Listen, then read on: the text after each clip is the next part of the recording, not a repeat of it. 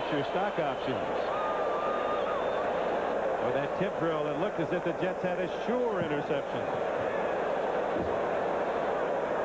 Marty Lyons, I think, still smarting. He was one of the players out on the field, and this is back in action. You see Lyons out there to argue with the official. Barry Bennett, number 78, out there. And the official said, hey, you want a penalty? Get back off the field. There's Radakovich coming out to grab a hold.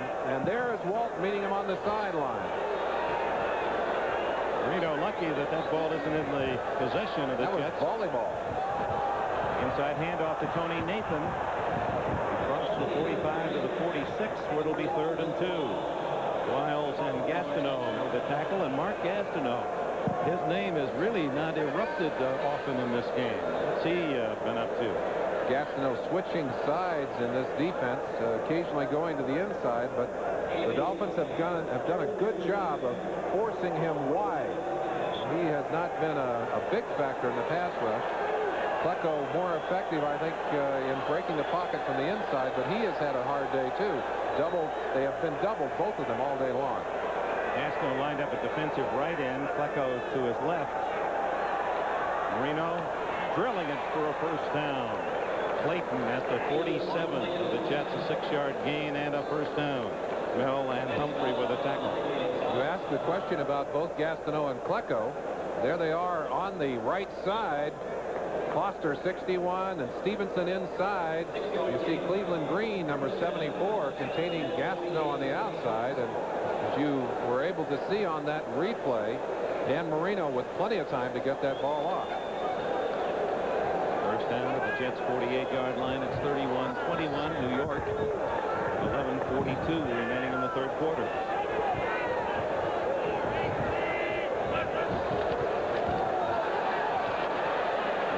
Been able to run effectively. Marty Lyons stopping Woody Bennett after a yard, maybe 2 yards. Lyons, first-round pick of the Jets back in 1979. You see that cocked position for Joe Klecko, and he's so quick in sliding through inside. Even if he doesn't make the play, he disrupts a lot of things inside. Lyons, as you mentioned, over quickly. And the mark of good defense is great pursuit. How many people can you get on that ball carrier? On that particular play, there was some good defense play, Dick. And dig in again on 2nd and 8, and offside. Klecko. Marino will go through. This is a free play, and he's got Duper wide open for a touchdown.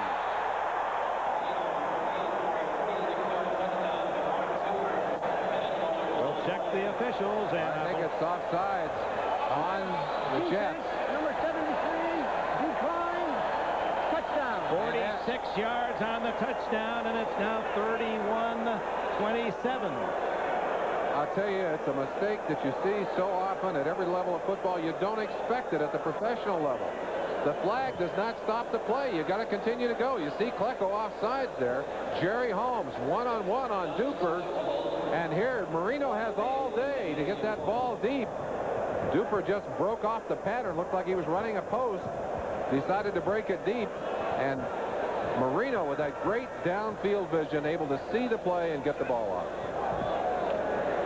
Revés tacks on the extra point, and as expected, Marino and the Dolphins through the air get a quick 7 again as Mark Duper has his 2nd touchdown reception. That's the 4th TD pass by Marino.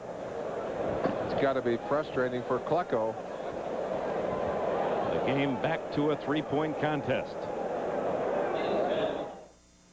My love for you is immeasurable. My respect for you immense. You're ageless and timeless, lace and fineness, your beauty and your elegance. You're a rhapsody, a comedy, you're a symphony and a play. You're every love song ever written, but honey, what do you see in me?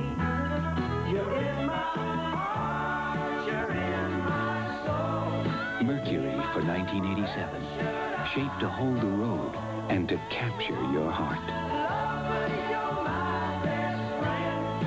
You're in my soul. Mercury, the shape you want to be in. Welcome to the Silver Bullet, home of a cold Coors Light. Timbo, yo, where's Nadine tonight? They're probably sitting by the phone waiting for yours truly. Give me a Coors Light, will you, sweet thing? You guys have a little love spot? Nah, man's got to have some space. Gotta show these women who's boss. Gotta zig when they zag. Hey, I know it's brutal, but a man's got it too. But Nadine. Yo. Oh, she looks miserable. Yeah. No slowing down with the Silver Bullet tonight. Today's game is brought to you by Mercury, the shape you want to be in. By Old Milwaukee and Old Milwaukee Light. It doesn't get any better than this. And by Owens Corning Building Products. We put your house in the pink. New York Jets lead is cut to 3 as Joe Klecko and defensive group talking things over. A little lurch offside. Everyone relaxes, and Mark Duper had an easy 46-yard touchdown. Roves, this one's a little shorter than his pass kicks, and it's Humphrey at the 4. It'll be Humphrey. A nice running by Humphrey to the 28-yard line. Mark Cooper celebrating his second touchdown. Let's see who's scoring elsewhere. Let's go to NFL 86. Dick, the Seahawks are back in it at Foxborough, trailing 17-7. Dave Craig goes up top for the former Colt Ray Butler. He beats Vince Glenn, the defensive back on the play for the Patriots, and the Seahawks are within 3 at 17-14. Dick? A 3-point game at Foxborough, and so it is here at Giant Stadium. 31-28, New York leads it as O'Brien gives to Hector. To the 32-yard line, a gain of 4. Let's go back in time just to that last touchdown play and watch Mark Duper. A little bend to the inside right there, and then the quick acceleration upfield. Jerry Holmes just no way to recover on that play as Duper takes it, drops into the end zone. Speed. Boy, it kills. There's no question about it. Look at the numbers on Duper. Set a Miami record with 217 yards against the Jets last year. In Miami, he needs only 80 more in the second half to tie that. Walker in motion. Fullback Tony Page gets a rare call, and he's to the 34-yard line. It'll be 3rd and 3.5. Atlanta, a couple of quick scores to take a lead at Dallas in the 3rd period. Philadelphia's finally scored on a Cunningham pass to Jackson of 29 yards. And Tampa Bay apparently going to win its first game of the year at Detroit. Detroit had played so well at home last year, having their troubles there this year. 3rd down and short, and O'Brien going on top to Toon, and a flag this time against Langford. They became entangled again. Now, wait a minute. Let's see what, yeah, they're calling it down. Too much of a good thing for Langford. Toon had him hung out to dry. Defensive pass interference, number 44, first down. At the 36-yard line, first down Jets. What a great target Al Toon is. Just huge and long arms, about a 39-inch reach. 43-inch vertical jump. And a 43-inch jump. I'll tell you, you can hang it out there and say, okay, Al, go get it. Well, we saw him in his first start when Soren was injured last year against Miami. He caught 10. Cleaver in motion. O'Brien, lots of time. Underneath to Cleaver. Ooh. Sometimes it's a good idea just to get to the ground. Cleaver, who always fights for that extra yard, in that particular situation ends up spinning backwards and backwards. Coming in motion on that play, and he just went up inside and hooked into an open area. O'Brien obviously looking downfield. Cleaver was about a 3rd choice on that play. Finally got the ball into him. Looked like a man trying to go the wrong way through one of those revolving doors. He did. But he certainly, O'Brien again with a lot of time to pass. Both quarterbacks have not been hurried that much today. 2nd and 5. Takes obliging. trouble. Eats it, fumbles, and Miami has recovered. Number 99, George Little, comes up with the ball. No one had seen the fumble except for Little and the official, Pat Haggerty. Just at a moment when you say they haven't hurried O'Brien, they get to him quickly. T.J. Turner and Mark Brown. Brown subbing for the injured star Hugh Green. Pat Haggerty right on top of the play, and he could see that that ball is being knocked loose. Look at him. He's not calling, not blowing the whistle. He's just watching there. And who is that? That's Reggie McElroy, who's just standing there thinking the play is over. That ball loose in there. I'm sure he just thought it was a sack, and it was all finished. So a break for the Dolphins, and they take over the Jets' 47-yard line. Each team has capitalized on the other's mistakes, so now it's Marino trying to put Miami in front with 8:22 left in the third quarter. He's going deep. Could be intercepted. No, he outthrew everyone, including number 28, Carl Howard. Right on the sideline. A rather sloppy game in some critical areas today. Not only some big plays, but some very sloppy plays to turn the advantage back the other way. But again, your point, Merlin, about O'Brien, which is really only his second full year playing in the NFL, hanging onto the ball. That sack count belongs to him as well, and in this case, hanging onto it so long, not only sacked, but losing the ball. Well, that's one of the things we talked to O'Brien about, or to Joe Walton about yesterday, is that you do take a risk when that quarterback is sacked because sometimes the ball is knocked loose.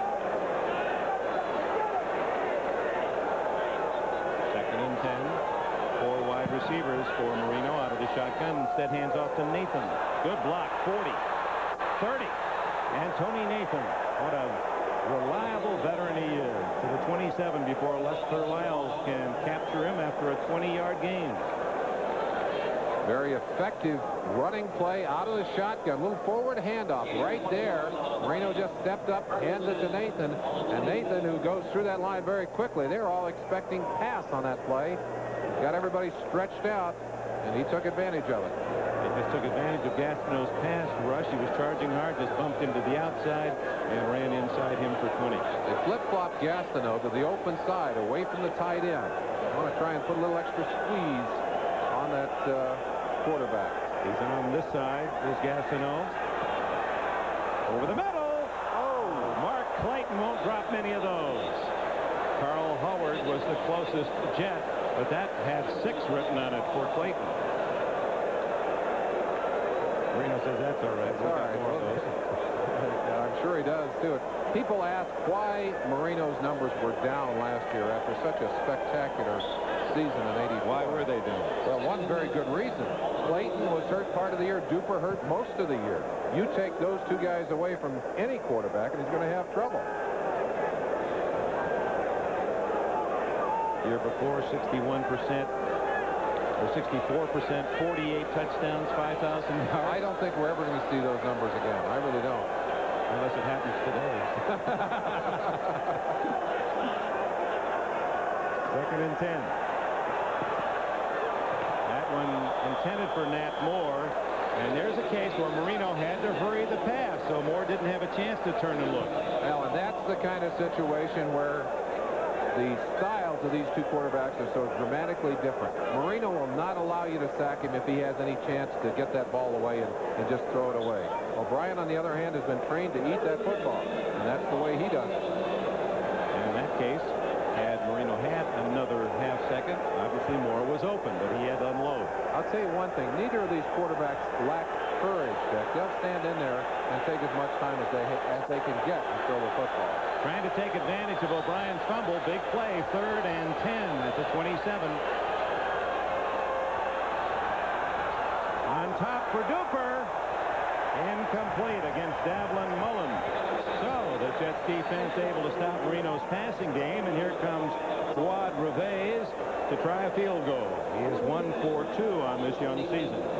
Mullen chewed up rather badly last week in that New England game. He's had 10 days to think about it, and I'm sure pleased that that ball did not end up in the hands of Mark Duper.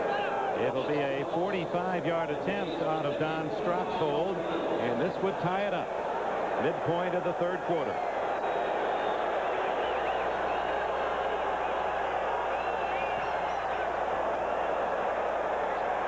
a new game. It's even at 31 with 7 minutes and 12 seconds left in the third quarter.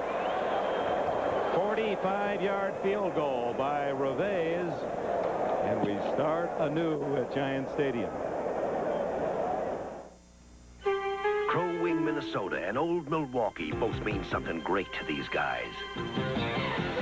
Crow Wing means Northern Pike, big and mean, and Old Milwaukee means a great beer, cold, crisp Old Milwaukee beer, and smooth, golden Old Milwaukee Light. There's nothing like the flavor of a special place, and Old Milwaukee beer. Old Milwaukee and Old Milwaukee Light. You know, doesn't get any better than this. America rides Monroe. America rides Monroe. On the road, the way to go. America rides Monroe. More people ride Monroe shocks and struts than any other brand. And right now, get up to $20 in rebates. Get $2 back on each Monroe Matic Plus. And $5 back on each Gas Magnum or Gas Matic. They'll give you the best ride ever, guaranteed. On the road, the way to go. America rides Monroe.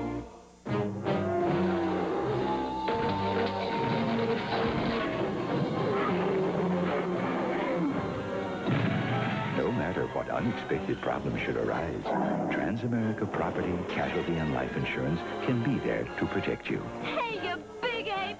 Who's gonna pay for this mess? Transamerica. For insurance and financial services, the power of the pyramid is working for you. Next Sunday, the NFL plays here when the Seahawks battle the Redskins. Before your team takes the field, our team hits the air. NFL 86. In case you just joined us, that is not a typographical error. 31 each, and we have 7 minutes, 12 seconds left in the third quarter. Dolphins with 10 points here in the third period. Move back into a tie. There's Bobby Humphrey anticipating Fuad Reveiz's kickoff. Short. Humphrey at the 11. Body's really flying, and Humphreys as well as 3 flags go down. Well, I watched Renee Thompson, number 24, go down there just like a guided missile. And the push in the back against the Jets means that New York will start around its own 10-yard line.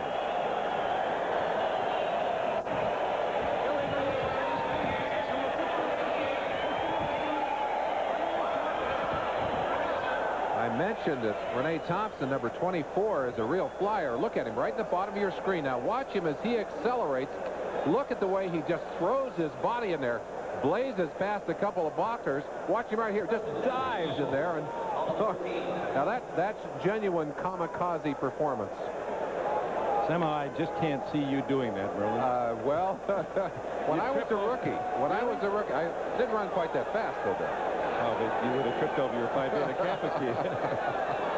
You were too intelligent to do that. Come on. O'Brien to the sidelines to Walker, and of course that play should work the way that Walker has gone deep. They have to give him some room, and that's an 8-yard gain.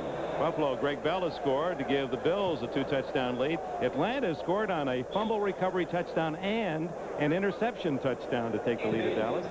Denver apparently will make it 3-0. New England now ahead again by 10. Rams 21-7. It's been that way for a long time. Minnesota and Tampa Bay healthy leads. It's a high-scoring day. This third week of the NFL Like the season. first week. First week was very high scoring. Second week, the defenses were there again. On 2nd and 2, little inside handoff to Dennis Blychen. And Miami says they have it. They do. Jeff Offerdahl in the midst of the celebration as Blychen, just an innocent little play up the middle to pick up the first down, and the last 2 possessions have led to Miami fumble recoveries. Mark Brown. Last one up, he and Jackie Shipp. George Little. Walton doesn't know what to think here. A real stack-up. Baumhauer, 73. Shipp, number 50. Let's see if we can see what happens. That ball was already loose as they got to that point. And the scrambling Dolphins. There's the ball popping loose. Rolled in underneath. Looked like Mark Brown may have gotten down there in time to scoop it up. Now the turnovers now even 3 aside. The game even at 31. Miami from the Jets 30-yard line. Ooh. Woody Bennett pulled out of bounds inside the 20-yard line. Woody had a little trouble finding the handle on that one. Finally able to corral it. By that time, almost out of bounds. Boy, mistakes can turn it around so quickly. The turnovers in a game, the fumbles, the sacks, there you see the turnovers. The first half, a big edge for the Jets as the Dolphins were turning it loose. But here, it's been 2 costly errors. The Dolphins quick to capitalize on the first and about to capitalize unless something goes wrong on the second. Marino now with 305 yards passing. 2nd and 2. And Nathan, nothing there. Joe Klecko. Oh, yes, he was there. Klecko, we have not heard as much from Klecko as you did in the first 2 weeks of this season. But again, it's good to remind you that Klecko is playing against a man that many consider to be the finest center in the league. And in that kind of battle, there are going to be more standoffs than out-and-out victories. Dwight Stevenson, he says the thing, Klecko and all the rest, Howie Long, they say about Stevenson, everyone else double teams us, but Stevenson takes us on one-on. Yeah, he's had help today. He's had a lot of help on Klecko today. From the shotgun on 3rd and 4. Wide open Duper. And he's to the 2-yard line against Jerry Holmes. Duper very close to his 3rd touchdown of the game. Marino loves that man-to-man coverage. Blitz coming, as you saw Lester Lyle coming. That means that they're in man-to-man coverage on those wide receivers. Duper just broke it inside with a slant. Jerry Holmes, although he was there, couldn't do anything but drag him down. 7 catches, 154 yards for Duper. He leaves the game as they go with the 2 tight ends and the 3 backs. Up the middle, short of the goal line. Ron Davenport stopped by Charles Jackson and company.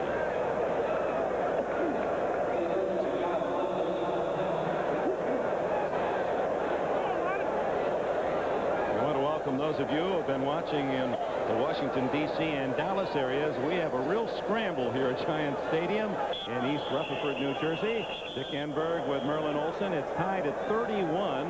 The Dolphins and Jets with 4:58 left in the 3rd quarter. You see Lance Mell, valuable property linebacker of the Jets, injured on the last play. For those of you just joining us, Hugh Green, the all-pro linebacker of the Miami Dolphins, left the game on a stretcher in the first half with a knee injury, and they will x-ray that again when the Dolphins arrive home in Miami. It did not appear that, well, he won't play in this game, and he may not play for some time. Mel, who's been playing hurt with ankle problems, on the ground and obviously in pain. Right-hand side of your screen, look for number 56. You see him right there, and it looks like maybe somebody stepped down on that leg. You see him grabbing his right knee or ankle. And we have a timeout with 4:58 left in the 3rd period.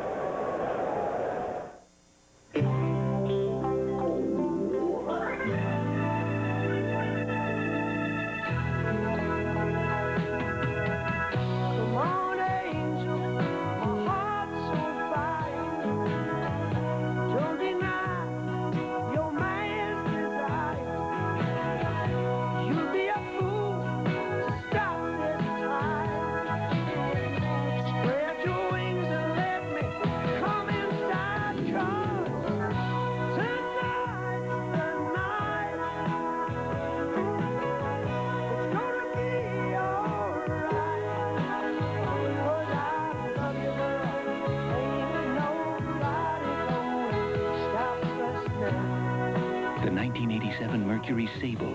Take off in one tonight.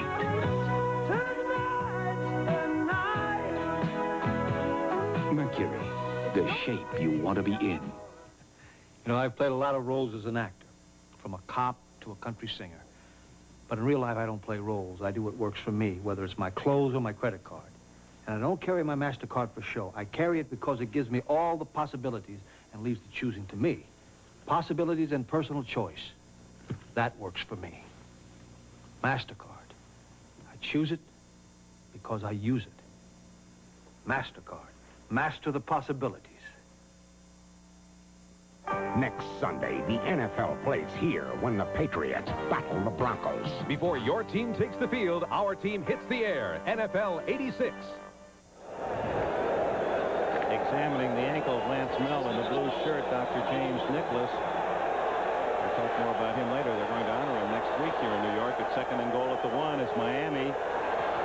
Just 3 feet away from the lead. Nathan says he's in. No signal yet. They're going to mark it just shy of the goal line. Good job by the Jets defense. An extra defensive lineman in on the play as they were able to stymie the drive. Watch the initial surge, and you can see that the Jets are able to stop the penetration of the line and able to stack enough bodies in there to keep Nathan away from that goal line. It was Davenport, Merlin. Nathan out front blocking. It looked as if he had the ball, but it was Davenport. Stop. 3rd and goal.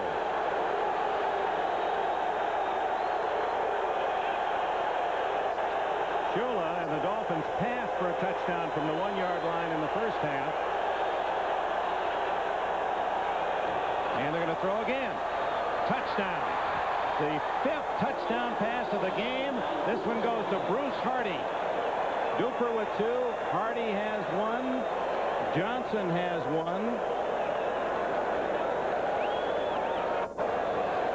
And James Pruitt, the rookie, has 1. So Marino has tied his own high with the Dolphins with 5 touchdown passes.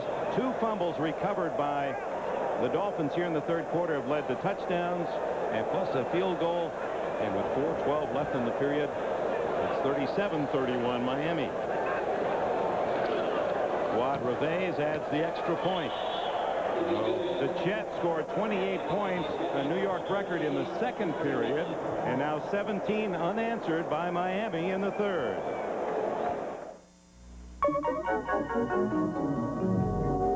Boy, am I drained. I'm almost ready to burn out in this soft white light bulb. But if I were in the Sylvania soft white bulb, I'd last 5% longer. Why, in their 60 watt alone, I'd have 50 more shining hours. So get Sylvania's soft white light bulbs and get the most out of me. Ask for Sylvania, where the best comes to light. Aha, there's that thief in this attic. This skimpy amount of insulation can rob you blind on your fuel bill. Fight back with the attic blanket from Owens Corning. It's the thickest, most powerful roll of pink insulation you can add. It can help you save money on your fuel bill. It is an open and shut case. Owens Corning. We put your house in the pink. Mount Hood, Oregon and Old Milwaukee both mean something great to these guys. Mount Hood means the best summer skiing in America. And Old Milwaukee means a great beer. Cold, crisp Old Milwaukee beer and smooth, golden Old Milwaukee Light. There's nothing like the flavor of a special place and Old Milwaukee beer. Old Milwaukee and Old Milwaukee Light. Man, it doesn't get any better than this. Tuesday, Tony Danza is the man convicted of murder. It wasn't me. Inspired by a true story, he became a lawyer behind bars. Gotta keep fighting somehow. Doing life, Tuesday. Dan Marino's 5th touchdown pass of the game. He is now 2 away from the NFL record. Sid Luckman, Adrian Burke, George Blanda, Y.A. Tittle, and Joe Kapp all threw for 7 touchdowns in a single NFL game. Bob Greasy, as you saw, Miami record holder with 6. Plenty of time. 4:12 left in the 3rd period. Reveiz hits it deep to Harper, and he'll not take it out. Let's go quickly back and look at that replay. You saw Lance Mel go out of the game. And right here is Troy Benson, the linebacker that went into his place. Now watch him as he is faked into the line. The other man to watch is right over here, Bruce Hardy, who's simply going to Go down and clear out. Let's turn it loose. Now watch Benson, who believes it's a run. He comes right up inside, and the ball goes over his head. Nobody there. What a nice play. And again, taking advantage of what happens on the field. The injury puts a new man in there who's not used to reacting. Marino and the Dolphins beat him instantly. O'Brien goes to work. To the sidelines to Cleaver, and he's been a busy target throughout the course of this game, and Cleaver has a first down out at the 35. 15 more yards. Buffalo with a 2-touchdown lead. At Dallas back to lead by 1, and a crazy one at Irving. Denver apparently will go 3-0. New England's lead cut to 3 by Seattle. Rams and Indianapolis stuck on 21-7 for 3 quarters. Minnesota and Tampa Bay on their way to a win. Nobody's stuck on any number here. Just don't blink an eye. Johnny Hector. And a little running back from Texas A&M, and a flag goes down, picks up 5. And we'll check the penalty call. I think we've got a holding call. Good play by Mark Brown, who's been in there for the injured Hugh Green. Nope. Face mask. You'll see a good pursuit angle taken by Mark Brown here, who'll come all the way from behind to get a shot right there. Yeah, I think maybe. Face mask. Sure couldn't see the face. Down stays the same. First down. Well, there was obviously not a face mask on the. I don't know, Dick, where that one took place. I didn't see it. And it's going to be 2nd down and 1 or 2. Wide open Al Toon. He has a first down at the Miami 47.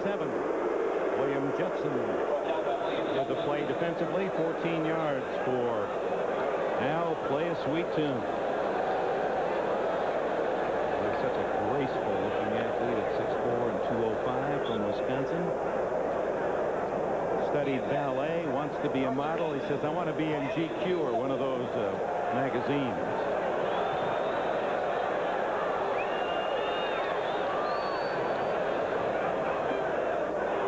On first down. On top to Toon. Incomplete. Oh, talk about being shadowed by William Judson. Breathing down his neck the whole way.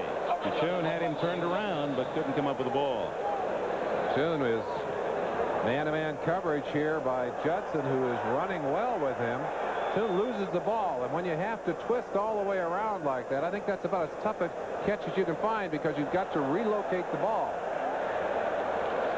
That's a play that Duper and Marino worked so well with. Duper always fades, looks for the ball to the sidelines. Toon thought it was there, but it was not. O'Brien with a couple of touchdown passes and 241 yards. He's had a good day. He also fumbled once and 1 interception. Draw play. Hector hit by Offerdahl. At the 44-yard line, Betters was there as well. George Little. We saw Offerdahl going for that football. Hector clamping down on it. They've made more than their share of mistakes today. They certainly don't want to make another one. Miami quickly capitalizing on those 2 turnovers to move ahead in this ball game. The Jets looking for 7 to tie it up again. Walker to the right. He has 2 touchdown catches, 65 and 50 yards. O'Brien. It's a great catch by Cleaver. Or Townsell it is. JoJo Townsell. A wobbly pass. Toughest of all, having to reach below your knees to catch it in traffic. And Townsell's first grab is a big first down reception. It's a maturing process. O'Brien waits until the last second, gets that ball out. It just floats in there. And Townsell, with his hands on the ground, actually, before that ball arrived. A very athletic grab. Coaches told me before the game that they expected Townsell to be doing well in there today. They've been impressed with the way he's practiced. 15 yards for Joseph. They're taking a look at it. I think they buzzed that one to see if that was indeed a catch. A question about whether or not it was a catch, and I think they have looked at it, or at least examined it with the replay. And now remember, they can't or won't reverse it unless there is very good irrefutable proof. After further observation.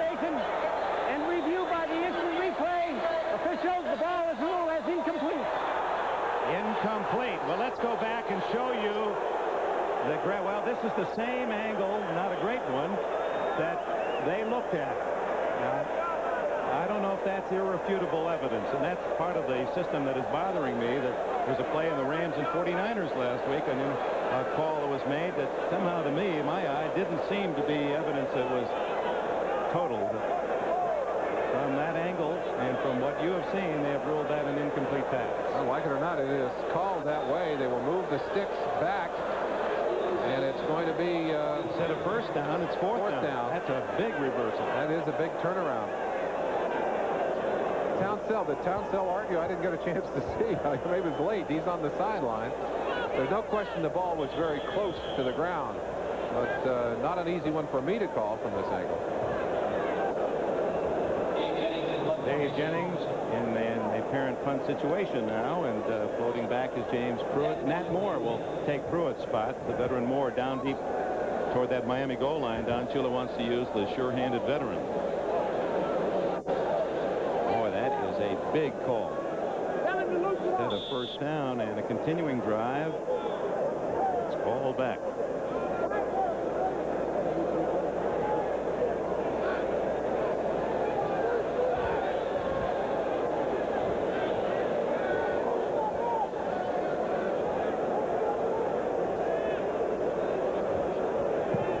Ooh. Moore, fair catch at the 10. Judson right in on top of the punter. He's blocked a kick in each of the last 2 years against the Jets. They're concerned about him. He was in there hassling Jennings as he kicked that one away. See the combination passing, running. It's been Dolphins through the air.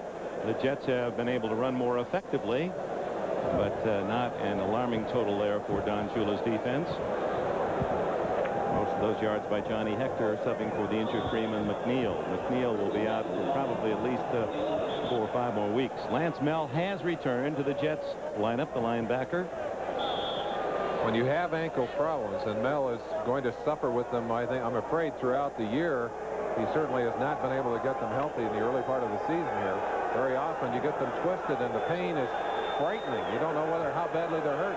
Get off the sideline and say, it's all right, put me back in there. And he's back. Marino to the air again. Deep down the middle for Johnson. Incomplete. And Johnson was open at the 40, covered by Lester Lyles, but in traffic could not come down with it. Dan Marino is not afraid to throw that football to receivers that are covered. He's done it repeatedly throughout his career.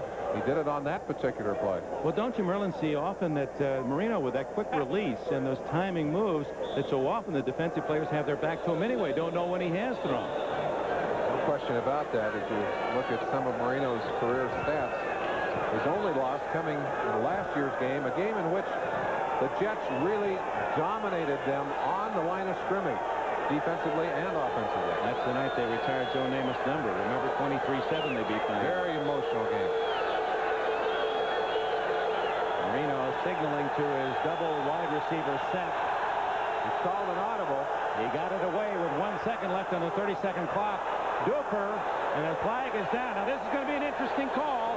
They both were pushing. Duper pushed first and then was pushed back by the Jet. And we'll see how they rule it. I'm going to go back. Offensive what? Offensive. 85. Offensive pass interference. There you go. Offensive pass interference. Number 85. So it goes against Duper. So the Dolphins have benefited from a call just before this that took a first down away from the Jets. On this particular occasion, it's offensive interference on Duper. Let's watch Duper now. Jerry Holmes, man-to-man, number 47. He gets a late shove there. Now let's watch Duper. Pushing his head back right there. You saw him, and then a second push. And Holmes was pushed. Well, I'll tell you, there's a lot of contact on that play. And it looked as if Holmes had contact beyond the 5 yards as well. So that was a real mess, but it goes against Shula and the Dolphins. And he is burning the back ear of the side judge who is immediately in front of him. Ball at the 5-yard line. Second down, a long 15. Interestingly, Marino under center in this situation. From his end zone, he throws it away. There was no one there. And Gastineau was on top of Marino.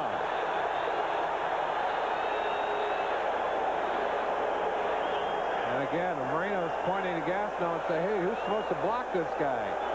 Gastineau in very quickly. You'll see him coming from your left-hand side here.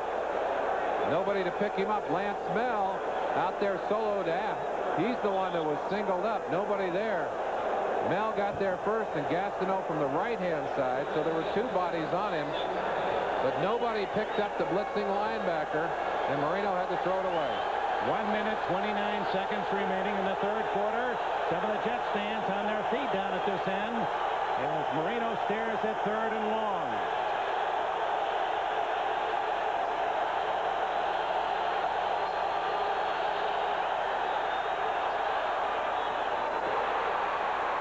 And out of it he comes to Mark Clayton at the 34-yard line. And Marino has a big first down throw. 28 yards.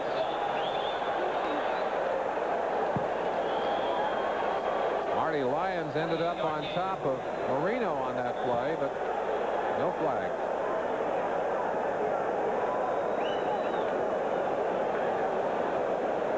New England back in front by 10. Seattle creeps to 3, and then the Patriots get another touchdown.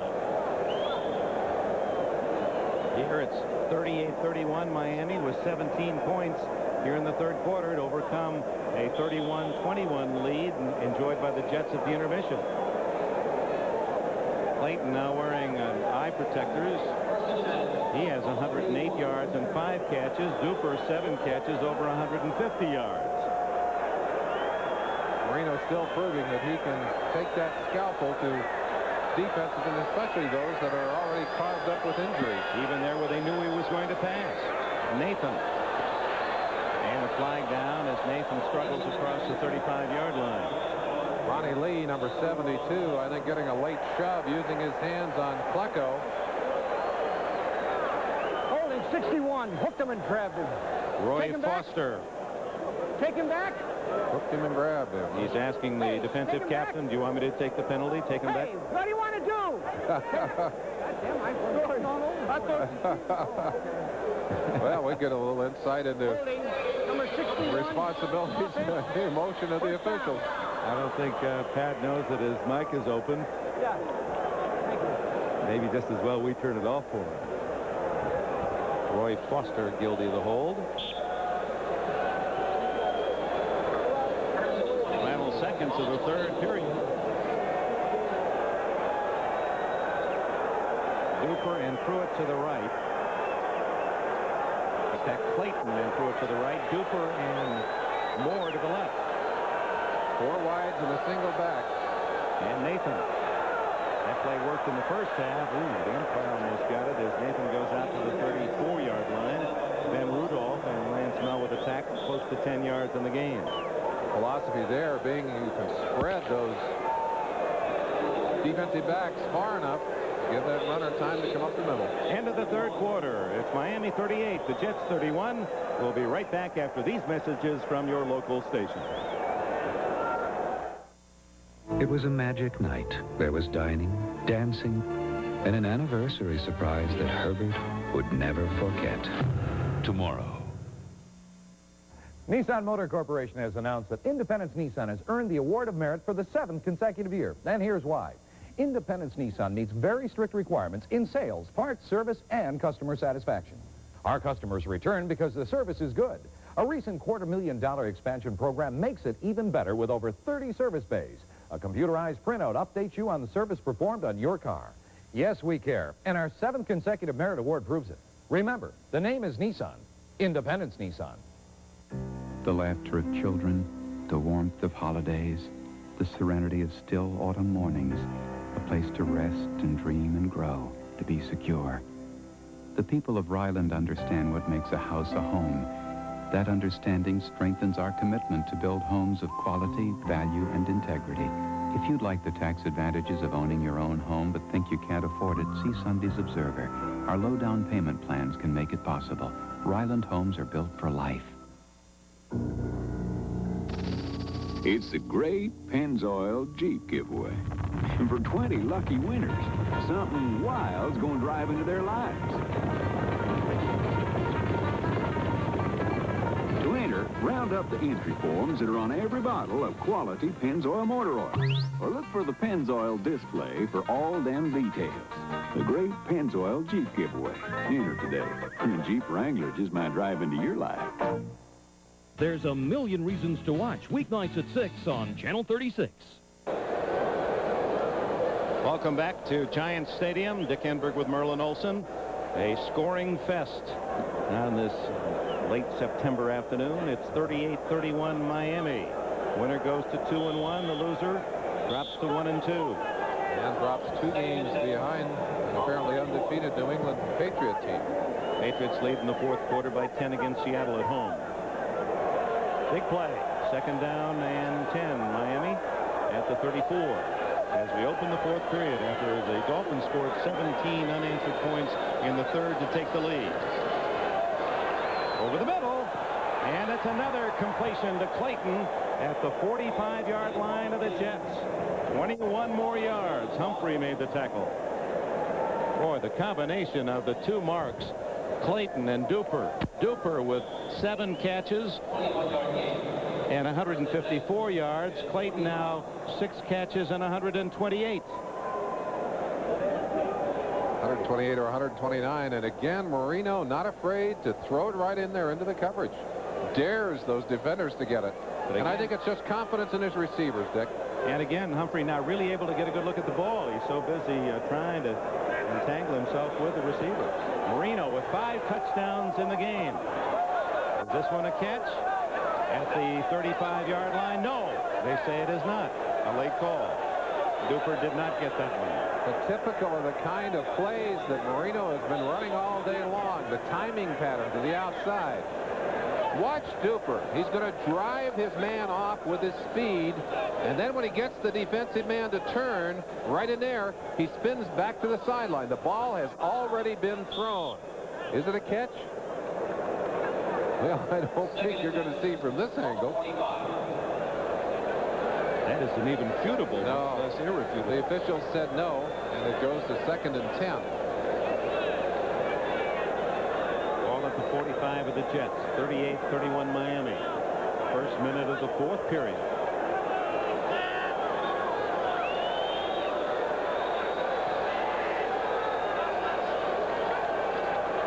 Marino deep. Oh, no flag. Oh, my. Duper and Holmes appeared to be the Duper little manhandle. We might as well get boxing gloves for those two guys down there. Little shoulder move there. Little throwback by Duper. That ball out of range, and that may not have been called because it was not a catchable ball. 10 minutes. Boy, how quickly it goes by. What a nice service that is, that any 10 minutes you know exactly what the scores are at all the other NFL games. Down to a 7-point lead for New England in the fourth. And Detroit with a late rally, down by only 4 against the Buccaneers.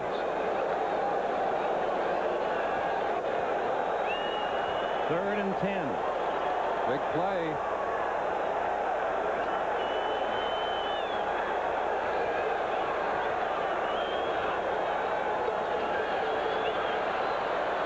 Deep to Clayton, too deep. Marino said, oh, if I'd just waited a split second longer, I had Clayton breaking free. So Reggie Roby, a rare experience, at least in the second half. Roby in to punt for the first time in this half.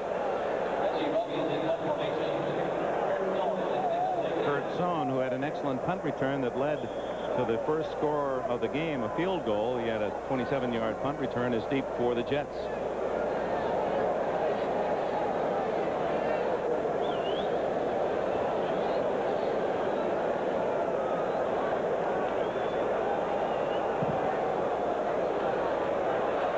Sohn lets it go. And it goes into the end zone, just barely ahead of Dan Johnson.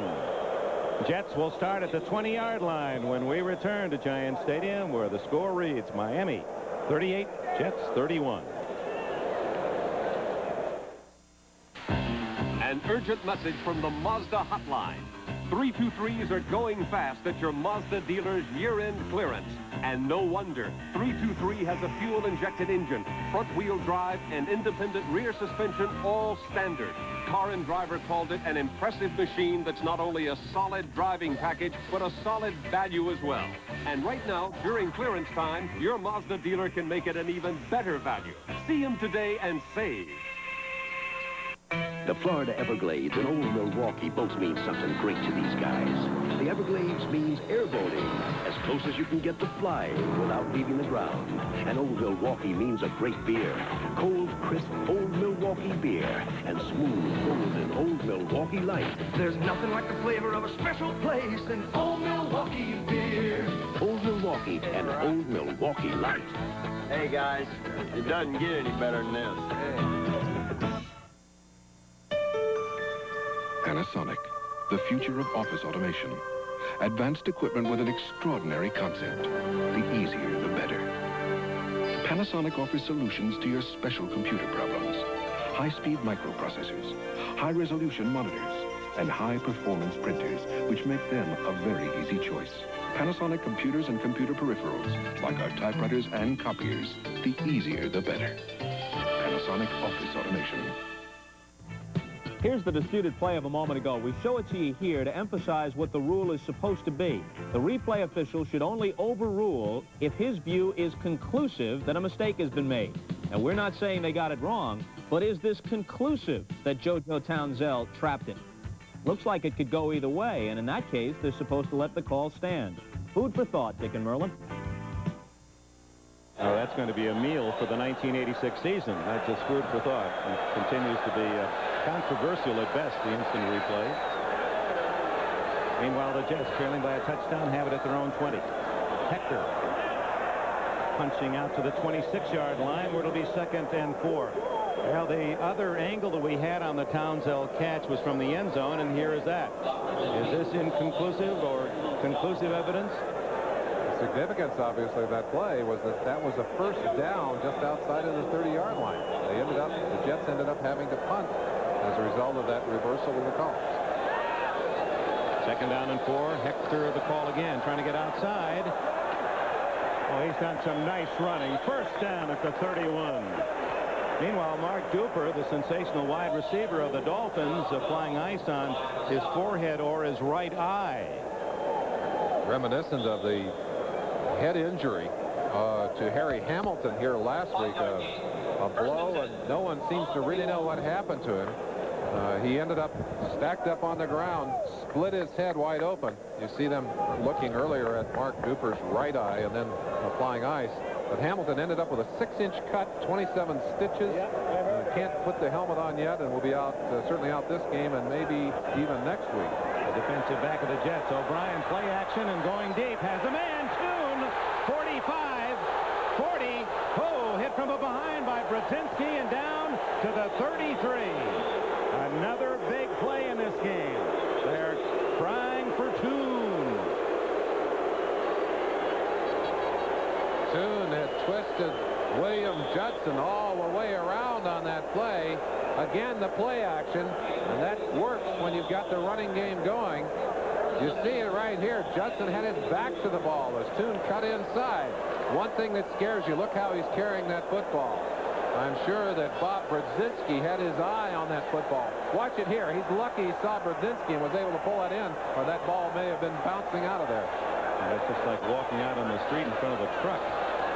Leiden, who fumbled in the 3rd quarter and fumbles again, but it goes out of bounds. Jets possession. We hear now that the injury to Duper, a finger in the eye, and we do not know whether he will return. This field position almost equal to what the Jets would have had at the other end of the field. See if they're able to get things together. They're only 7 down, 11:42 in the 4th quarter, in a game that has seen enough points to make all of us wonder about defensive football. 4 points scored in this game than the 2 games they played combined last year. Hector, nothing there. That's going to be 3rd down and 7. Jackie Schiff, number 50, led the charge. Schiff from Oklahoma. Oh, what a team the Sooners seem to have this year. again. Not much on that play. Defense finally rising to the occasion here. Third down. 79 yards for Johnny Hector, subbing for the injured Freeman McNeil. He's done a solid job. That's about what he's averaged in the 6 games, close to 100 yards per game. So he has been a very effective replacement for Freeman McNeil. Dolphins playing pass. They rush 4 men. O'Brien doesn't disappoint. Kurt Sohn, first down, 18. Paul Langford, number 44, trying to cover Sohn. That ball thrown a little bit high, but Sohn is a battler, and he went up and pulled it down.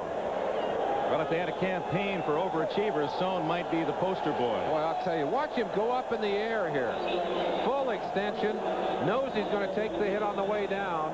Langford going for that football, but it's a 1st and 10. Inside the 18, call it the 17. Plenty of time left. Miami by a touchdown, 38-31. Toon in motion.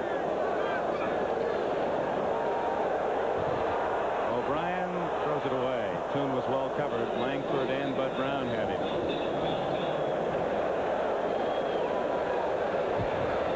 Ken O'Brien. He was the 24th pick in the 1st round in 1983. That was that sensational quarterback year. Boy, what talent. First it was Elway, then Tony Eason, then Todd Blackledge, then O'Brien, then Jim Kelly. Now with Buffalo, and finally Dan Marino. Well, they've had reunions along the way with Kelly 2 weeks ago, with Eason last week, and this week with Marino. They have yet to meet Elway. They'll see him down the road, and then repeats of the 3 aforementioned quarterbacks. So they're going to have a lot of reunions of that class this year. Throws to Tony Page. Fullback gets to the 10-yard line. Now they're knocking at the 11. 6-yard gain. It'll be 3rd and 4 when we return. First, this update. Dick, you and Merlin have the game of the day there at the Meadowlands, but this might be second best. At Foxborough, another blocked punt by the Seahawks. Patrick Hunter blocks the Rich Camarillo kick.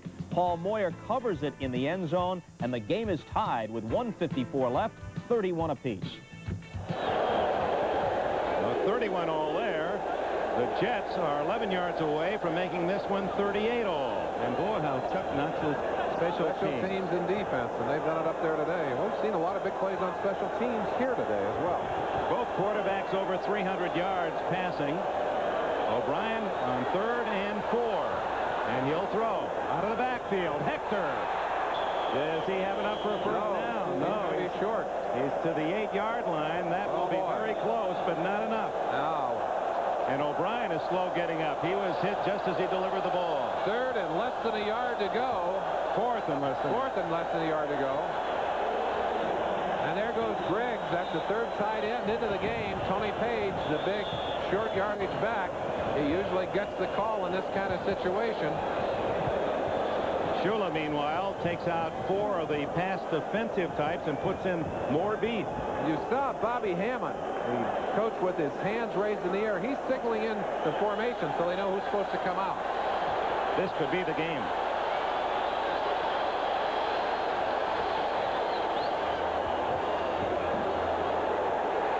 Page was hit at the line of scrimmage and was able to fight forward about a half yard. Was it enough? I believe he's got it, Dick. That second effort has its payoffs, and you saw Page, who was so physically strong, he was able to take that first shot, keep his legs moving, and drive that pile ahead. Number 90, Merlin, Andy Hindle from North Carolina State, 2 years in the USFL, made that hit. But Page, with a power 225 pounds, able to fall forward. And now the official measurement. They're going to trot it in from the sideline. There's the signal by Bobby Hammond. And what he's saying is this is the formation call. If you're supposed to be in there, stay there. If not, get the heck out of there. Well, the crowd quiets as they wait for them to stretch out the chains.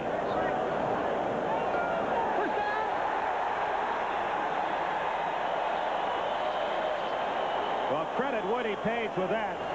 He just made it, and it took that little lurch forward for the Jets to get it 1st and goal at the 7. Tony Page, what a job. First final, Tampa Bay's first win of the year, 24-20. We have 9 minutes left here at Giant Stadium. Jets trying to tie it. Blyton with blockers behind Sweeney. He has a touchdown.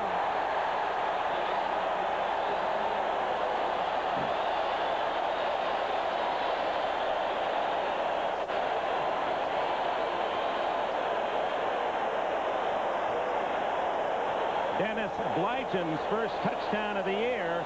Did he have an escort? Number 53, Jim Sweeney. And they're running at a position usually occupied by Hugh Green. Green, of course, out of the ball game since an injury in the second quarter. We'll get a look at that right after this kick. Pat Leahy ties it up.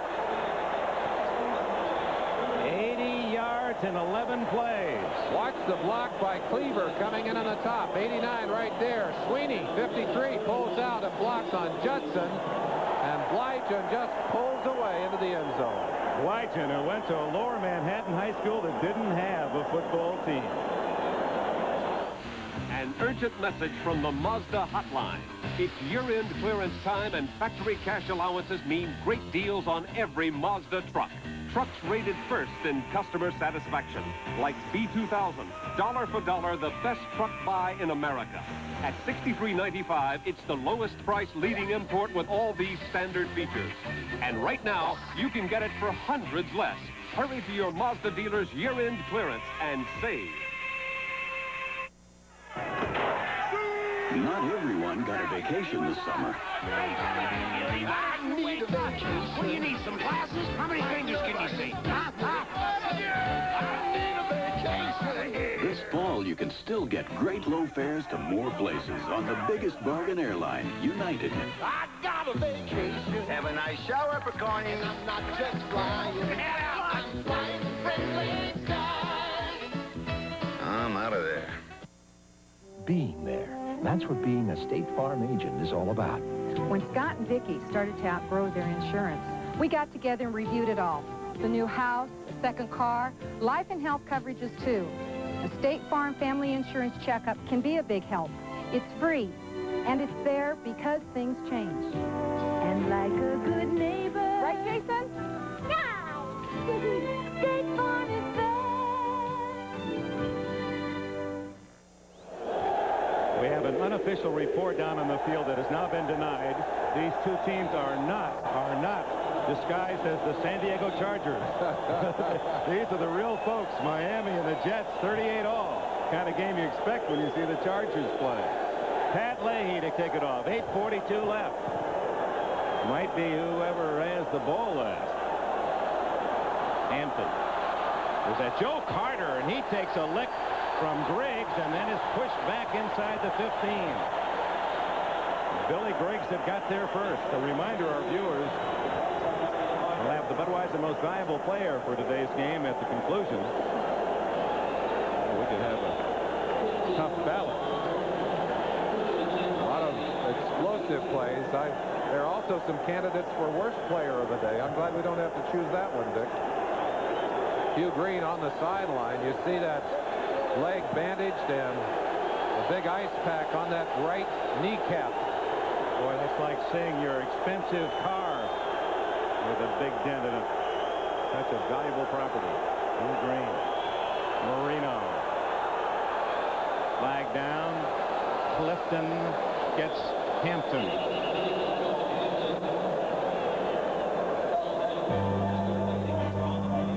Today's game is brought to you by Mazda Cars and Trucks.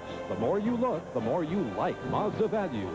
By Panasonic. Panasonic, just slightly ahead of our time. And by Budweiser. Beechwood aged with that clean, crisp taste. This Bud's for you.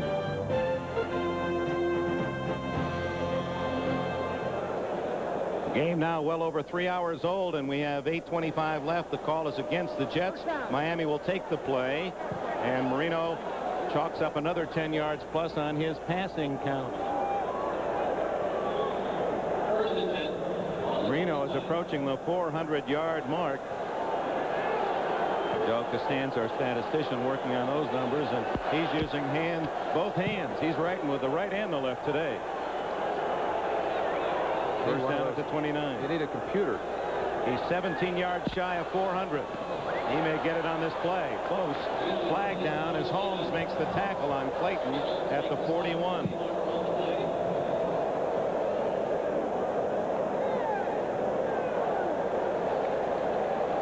Matt Haggerty's been busy. Offensive pass interference, number 87. It is against Dan Johnson, the tight end. I think what we're seeing there is a pick being called against the Dolphins, clearing the way for Clayton.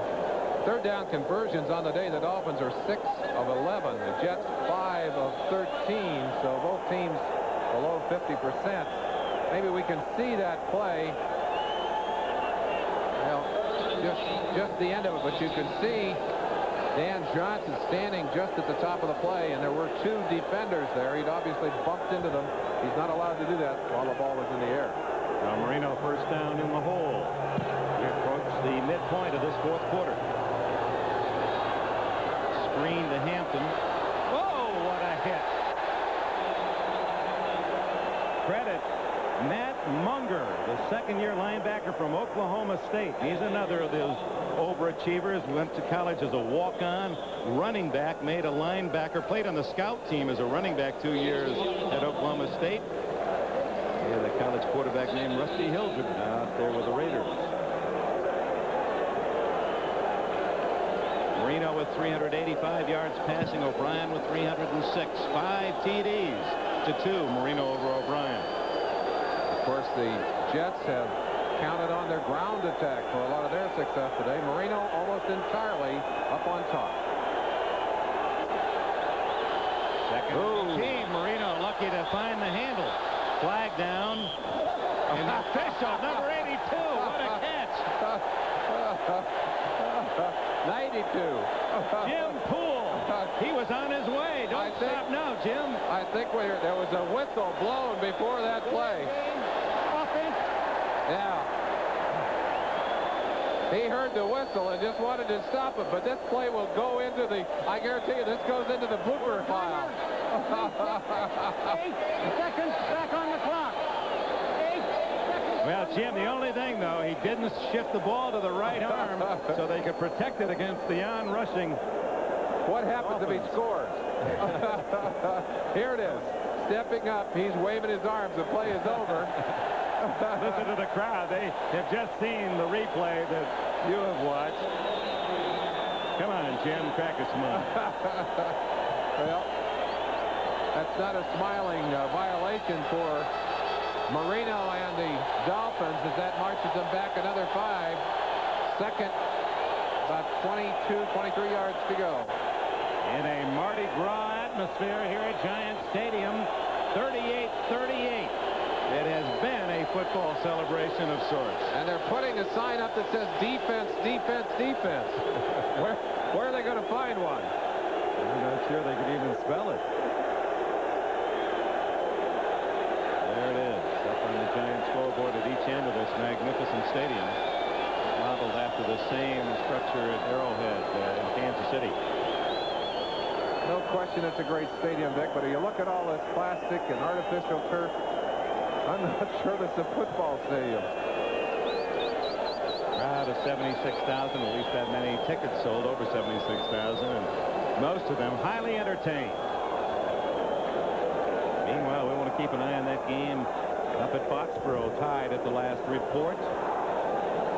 With Dallas and Atlanta, 1-point game there. Seattle has gone in front of New England 38-31 on a 67-yard pass from Craig to Butler. So Seattle down by 10, suddenly leading by 7 with 1:13 left. You scooped the 10-minute ticker. I do not know why they are not playing. 2nd and 23, no timeout was called. Oh, the net at the end of the stadium beyond the upright fell down, but why that's significant enough to stop now, I don't know. Nobody's kicking the ball at this moment. So they lose a ball. Don Shula is saying, let's go ahead with it. Maybe Pat Haggerty will tell us what's going on. Want to wind it?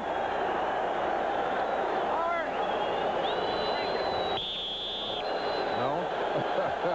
We do know the play has started once more. 30-second clock is ticking. Pruitt, Clayton to the left. Cooper with Moore in the backfield, and he'll probably go right. Moore's lined up at the right halfback position. They've got Marino at the 9-yard line. Gastineau, Lyons, and Klecko with Crable.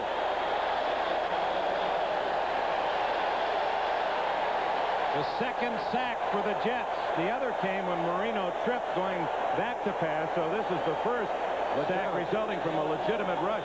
The Jets only had 3 sacks coming into this game. That's 5 on the season. You see the speed on the outside, and it's Bob Crable, number 50, coming in on Marino, and then some powerful play inside by Klecko. The combination is good. And look at Lyons. He's celebrating in there with a couple of whacks to Klecko's helmet. Third and a bunch. 29.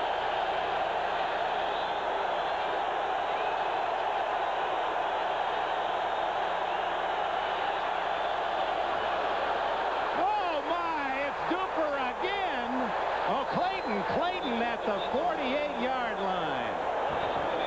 3rd and 29, and Marino uncorks a beautiful rainbow to Clayton. Let's just watch Clayton right here. Just a little fade and up the field, and it's a timing pattern. It's a one-on-one coverage, but watch him as he bursts out of that backfield. Johnny Lynn trying to cover him. That ball's already in the air, and it's just a one-on-one battle. Clayton wins it. Perfect over-the-shoulder pass by Dan Marino. First down at the 49 of the Jets. Mark Clayton and Mark Duper chewing up that injury-riddled deep defense of the Jets. 171 yards now for Clayton on 7 catches. On the ground, and that's something they've not been able to do. Hampton wrestled back by Marty Lyons. You might ask, why does Marino and why do the Dolphins throw so many more times than they run in this game? And there are 2 reasons. Their strength is in the passing game to begin with, but also the Jets continue to stack a lot of people, often 8 men, sometimes even more up tight to that line, and the Dolphins feel that they've got to challenge that kind of defense. There's Carson, whose philosophy is to play pressure defense. It's pretty tough when you're as wounded in the secondary as he is, but still look at them. They've got 8 people up tight and 2 more that are right up next to the line of scrimmage. Marino fires to Johnson. Incomplete. Almost deflected back to Carl Howard of the Jets.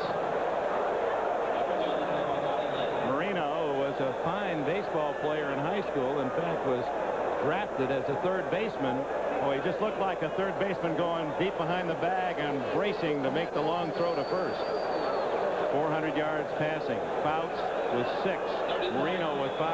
The Hall of Famer Sonny Jurgensen with 5. But Marino has his 5 in 3 years. Just a matter of time, isn't it? Closing in on his 6th today. Oh, he's got it. That's right. He's got it. That's right. He was 4. He had 4 coming into today. 4 minutes, 28 seconds left. 38-38 tie. 3rd and 10. Clayton unable to come down with the ball as he was hit just as it arrived. Humphrey, Howard, both were there.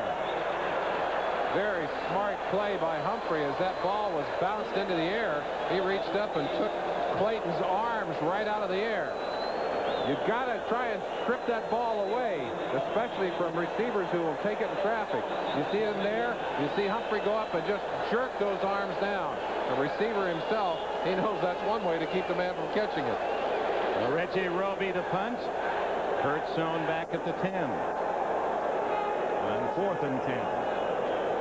What a game. 7-3 favor of the Dolphins into the first period. At the half, 31-21 Jets. Almost blocked. Fair catch for Sohn, and a tough fair catch at the 17-yard line. At the end of 3, 38-31 Miami, and it's currently tied at 38. with 4:17 left.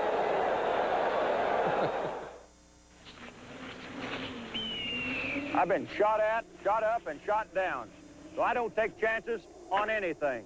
I won't touch a filter that isn't from AC. Why mess with air filters that can't go for up to 30,000 miles, or oil filters that can't deliver up to 15,000? For the AC Delco retailer nearest you, just give me a call at 1-800-AC Delco. If you put your muscle into a job, use your head and do it with AC Delco. A Ranger never takes the easy way out. You're reaching deep inside you for things you've never known. Go! That's why getting into the Rangers is tough, and the training is tough.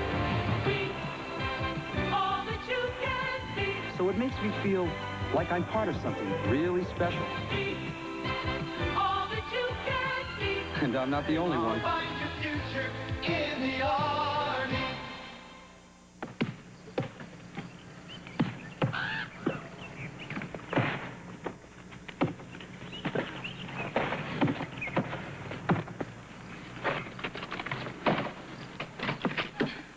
If you really want to appreciate the Coors difference, less heavy, easy drinking, try spending some time doing this. Oh, yeah. Coors is the one. Oh, the dilemma of choosing the right pregame show. She demands predictions, he the latest scoop. We in NBC Sports suggest you put as much thought into selecting a pregame show as you did when choosing your friends. Possibly more. NFL 86, the one you'll choose. Here at Giant Stadium, it's tied at 38, and as we were leaving, I thought I detected a chortle, a little laugh out of your presence. Now, what was that all about? 38, just because of all the scoring?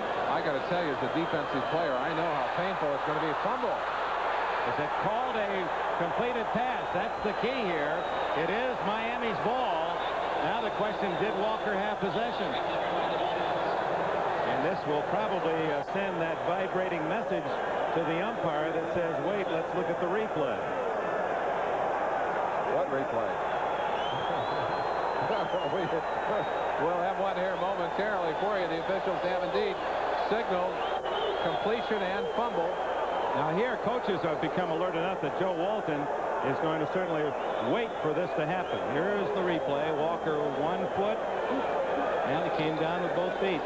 That's a legal catch. Awfully close, though, Dick. The officials are asking for that one to be... That's a tough ball. He didn't have it very quick. Well, if the play is run, it stands. Look at Julie. He says, get up to the line of scrimmage. And here they are. In field goal range already at the 27. Marino looking for more underneath to Hardy. And the tight end is close to the 17, and down goes the flag.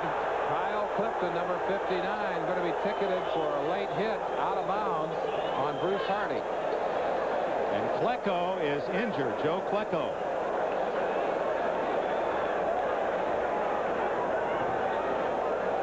As quick as you see those people out there. Defense. What? Klecko's knee is up in the air as you see Dr. Nicholas out there, and oh boy. Kyle Clifton ticketed for unnecessary roughness. It'll take the ball down inside the 10-yard line. And there's Joe Klecko, the all-pro nose tackle. Klecko, the heart of that Jets defense.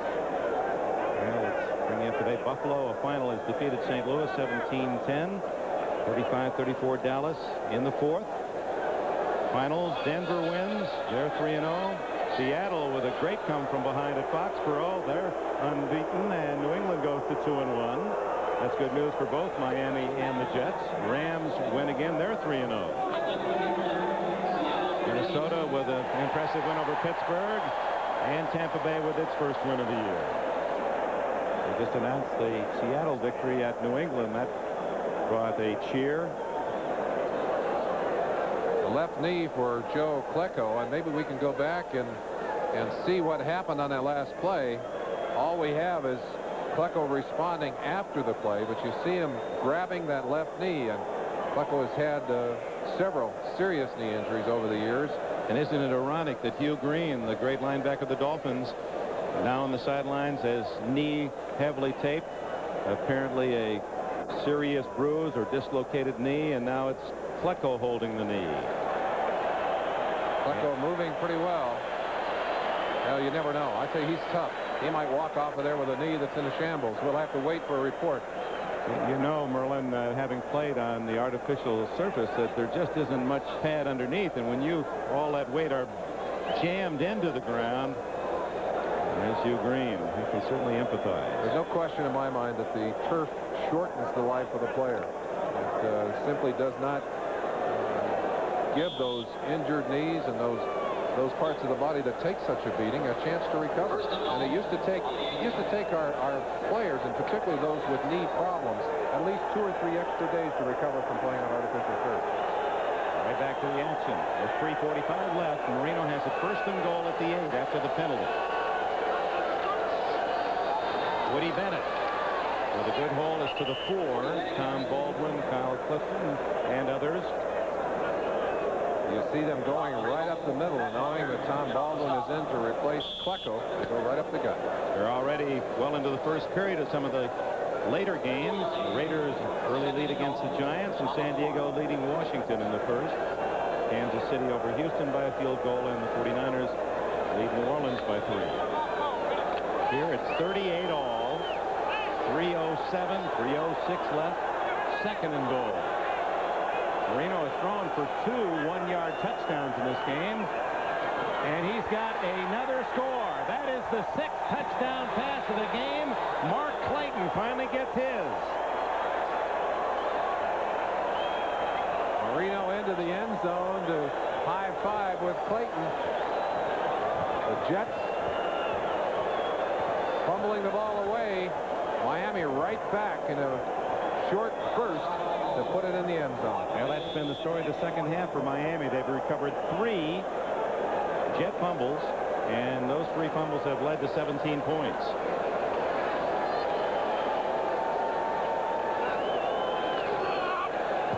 Wad Reveiz has the extra point. Now it will be up to the Jets offense. They have plenty of time. All 3 of their timeouts remain, and 2 minutes 56 seconds left. With Miami in front, 45-38. Mark Clayton's 8th catch of the game, 174 yards. Quick slant inside, and Marino falling away, threads that ball between Jet defenders, puts it out in front of Clayton. Oh, I tell you, it's hard to look at that. Just a slant inside. Pretty well covered, wasn't it? Yes, it was. Carl Howard all over Clayton. One more time. You look at it here, Howard is as close as he can be, but that ball is perfectly thrown. Clayton's body is between Howard and the ball. All he can do is try and strip it away. Clayton, who set an NFL record with 18 touchdown catches in '84, has his 3rd of this season. Boy, the combination of Duper and Clayton. 6 touchdown passes from Marino to tie Bob Greasy's Miami club record. Duper has 7 catches, 2 touchdowns, 154 yards. Clayton, 8 catches, 1 touchdown, 174 yards. Total them up, 15 catches, 328 yards, 3 touchdowns from Duper and Clayton. Reveiz hits this one well. Boy, he's kicked well all day. 5 yards into the end zone. JoJo Townsell will take the touchback at the 20. And the Jets have 2:50 to try to force an overtime. And it wouldn't surprise me. It's been that kind of day, hasn't it? It has been that kind of day.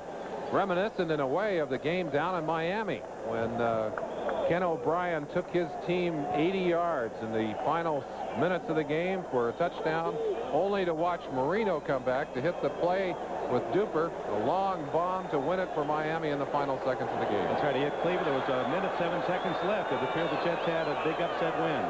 17-14. It's not to be. O'Brien. That'll be an incomplete pass. Now, wait a minute. Let's see.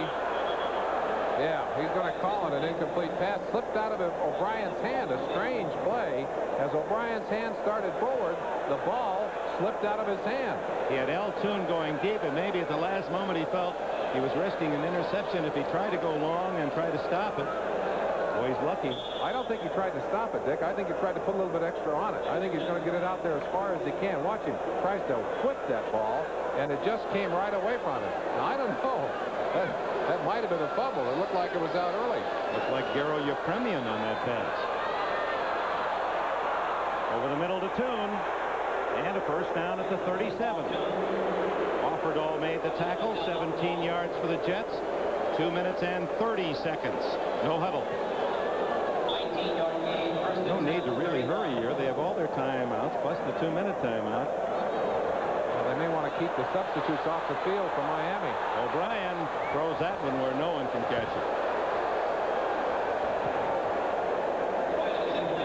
He was being pressured hard by T.J. Turner, a rookie from Houston, number 75.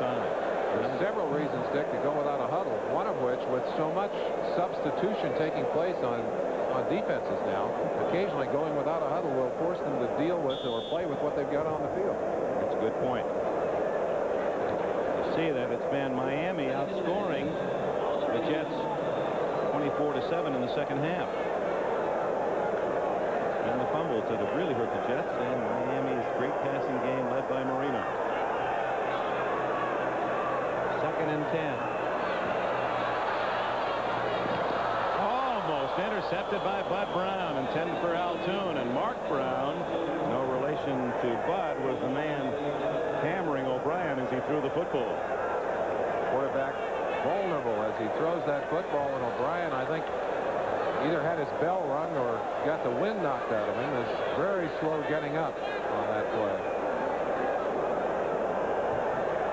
He's still acting rather shaky. We haven't seen O'Brien from the sideline. There's Pat Ryan. So in a 45-38 game, it appears O'Brien's going to try to stay in. They call the timeout to give him a breather finally. This will count against the Jets 3, however. At least that's how Pat Haggerty signaled the timeout. He doesn't look like he's breathing well yet as he heads to the sideline. And you see Ryan in the background. I think it's appropriate to be wearing green if you have two quarterbacks named Ryan and O'Brien. Right. You need a little luck of the Irish here. Meanwhile, we're waiting word on Joe Klecko as to the seriousness of that injury. We've received no official report yet.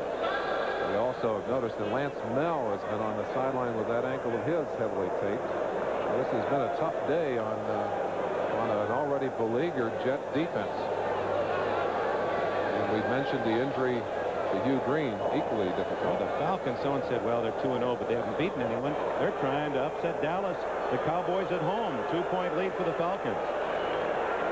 Chris Barr has kicked another field goal for the Raiders, and San Diego leading Washington 7-3.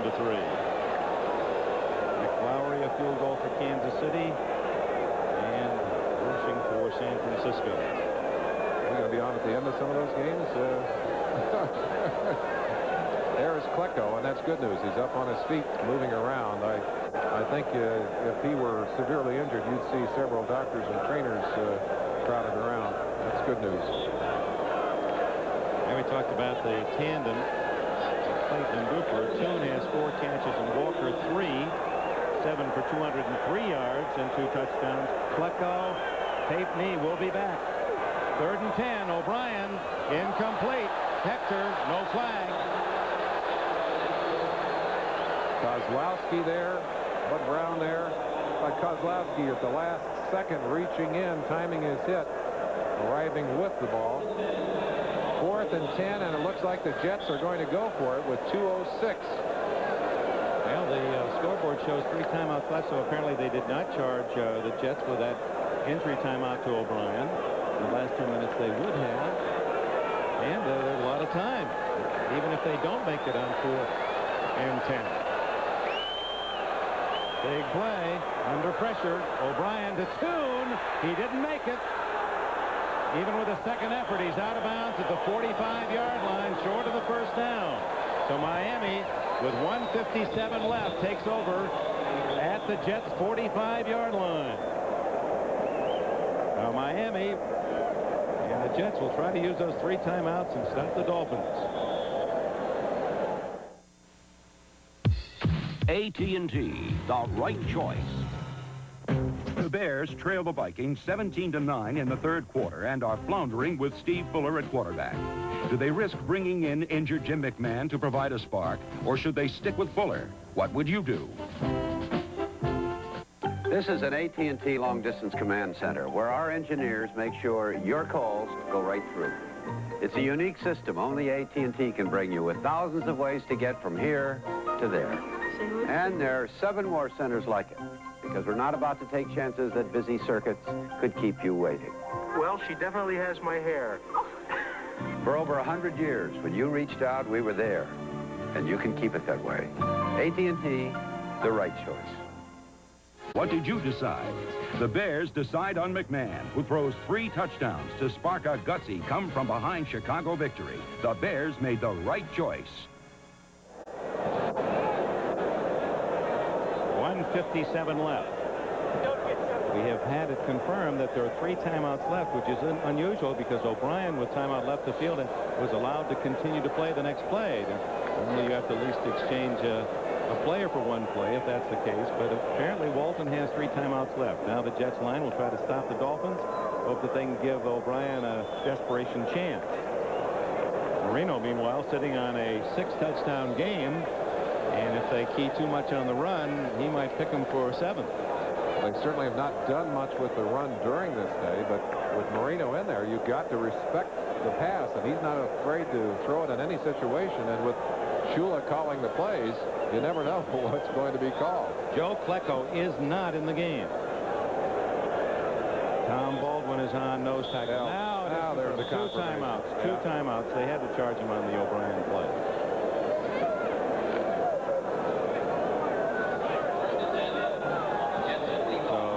First down would all but do it for Miami. They have Matt Moore, wide right. Double tight end, Hardy on this side, Johnson to the right. Give it to Woody Bennett. Fumbles! And it goes right back to Miami. Unbelievable. Oh. Ben Rudolph had it fumbled right into his hands. In surprise, he could not bring it in, and it went to a Miami player down on the ground. The one thing you look for in this situation, to get your hands back on that football, to give your offense a chance at it. The ball, watch it. Woody Bennett, or Woody goes right into the line here. The ball is hit right there. 54 is Troy Benson, and there's the ball right in the hands of Ben Rudolph and drops it back inside. Roy Foster on the ground, just saw the ball fall right in his lap. Boy, talk about a turnaround. Jets aren't calling time here, surprisingly. Clock is running. 1:43. Maybe after this play, they're going to call it. They've only got 2 left, Dick. Klecko, I guess they're not going to take a chance with that injury, but the fact that they considered him putting him back in the game would indicate that that is not a very serious injury.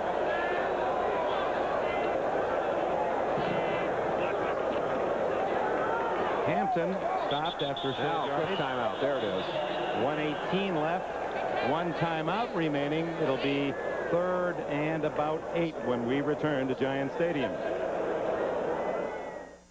The 1986 Indianapolis 500 champion, Bobby Rahal, winner of the fastest Indy in history.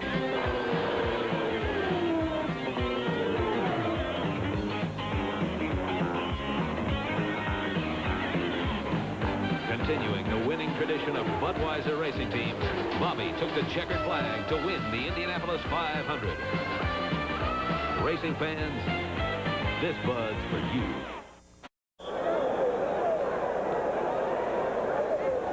Veteran Ben Rudolph.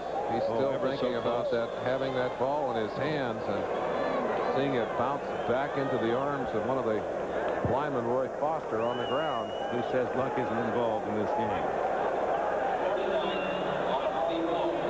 3rd down 9 from the 44. 1 timeout left for the Jets. Pass. Marino looking for that one more. Finds Hardy on the sidelines.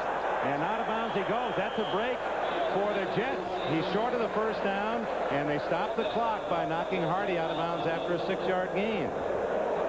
So 4th down and about 3. And Roby comes in to punt. And the Jets were able to save a timeout. Plenty of time left in this ball game with 1:11. That unofficially was the 50th pass by Marino. No one back for the Jets. They have 11 men on the line of scrimmage.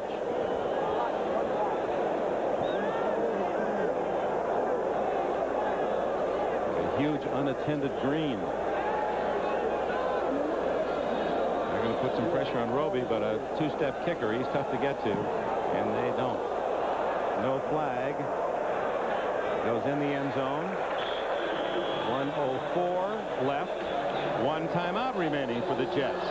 Well, they did that fairly well, did they not? With only 2 timeouts, they actually used only 53 seconds, did Miami. Not what you want to do and trying to eat that clock up. Ball down on the 20-yard line. Almost the same situation that Kenny O'Brien faced last year. We mentioned it just a few minutes ago, and in that particular situation, he rallied the Jets, drove it all the way into the end zone, and completed it with a pass to Cleaver. Jets really playing deep, and they'll go underneath to Schuler, but they need more than 5-yard gains. We have seen very little of Schuler today, and I think one of the reasons he has had a slight groin pull, and I think it's bothered him. And the other thing is that the Miami Dolphins know how much O'Brien likes to go to Schuler, and he's been one of their priority targets defensively today. They've done a pretty good job of taking him away. 3 catches, only 18 yards. It's 45-38. Miami leading, less than a minute left. 1 timeout left for O'Brien. Yeah. He gets to the sidelines, and a first down at the 32. 7 yards on the scramble. 49 seconds left. Using about 10 seconds off the clock, but did pick up yardage, did pick up the first down. And again, his training not to make the mistake. They don't want him to throw the bad pass.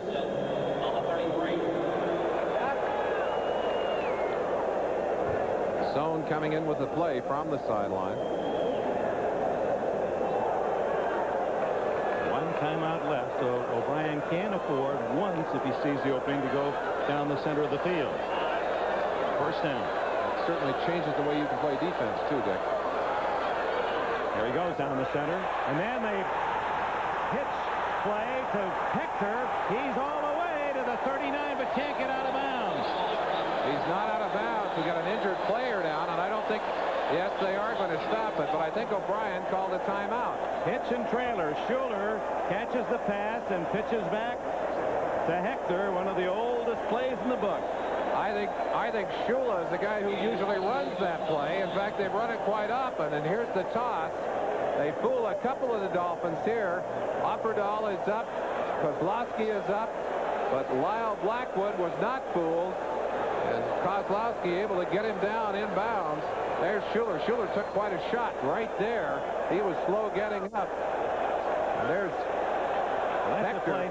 Remember in the San Diego-Miami playoff game a few years ago, that dramatic game that went overtime, it was Don Strock to Duriel Harris, who pitched to Tony Nathan for a touchdown. A little bit of Don Schuler's own medicine being handed back by Joe Walton. Puts them in on the 39-yard line, looking in at that goal line. There's the situation. They need 7 to tie. They have only 35 seconds to get there, and it's a 39-yard trip. And our coordinating producer, Ted Nathanson, our director today, Andy Rosenberg, producer Larry Cirillo. Who was the scriptwriter today? Well, he came straight out from Hollywood. And O'Brien trying to make it even more dramatic. Schuler. Whoops. Oh, he fakes it, trying to get outside. And he does. He stops the clock. What an effort by Schuler. They were looking for the pitch back to Hector, and they left Schuler, and that allowed him to get out of bounds. 4 yards. Right back to the other side, but Schuler could see there was nothing to be gained from flipping it, kept it in his hands, and had to fight through a couple of tacklers to get out of bounds. Watch him at the end of this play. He can see there's no gain here. They got a piece of him too early. Kozlowski, no way he was going to take the bite a second time. But there's Schuler. 1 man, 2 men, 2 men on him. Bud Brown, the last guy to get a piece of him. Don McNeil, the second man on it. 2nd and 5. O'Brien to the sidelines. Schuler, but he doesn't get out of bounds. And now they'll have to hurry. The ball is at the 20-yard line. 16, 15, 14. It's counting down. They're lined up. They'll get it out of bounds. Good, smart, quick play. But we're down to the last few heartbeats of this game, Dick. Well, they have one chance. Very difficult to get a play in less than 5 seconds. You don't want to risk that. So it's going to be one play at a time. It's been busy. Joe Costanza, our statistician. I want to thank our help in the booth, Mike Elver, Dan Regan, Jim McLaughlin, Ron Zipkowski. The ball sits on the 20-yard line, and this is the play. Set in by the man who calls it, Joe Walton. Tony Page, the messenger, gives it to O'Brien. And 5 seconds to tie it up.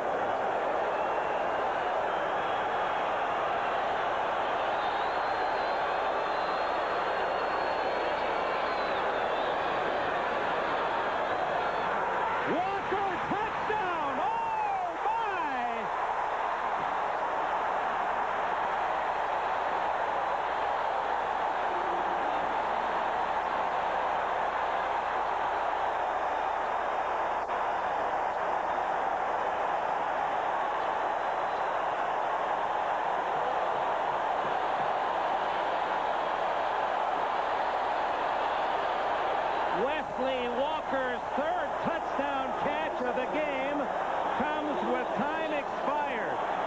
Now Pat Leahy to kick the extra point necessary for overtime.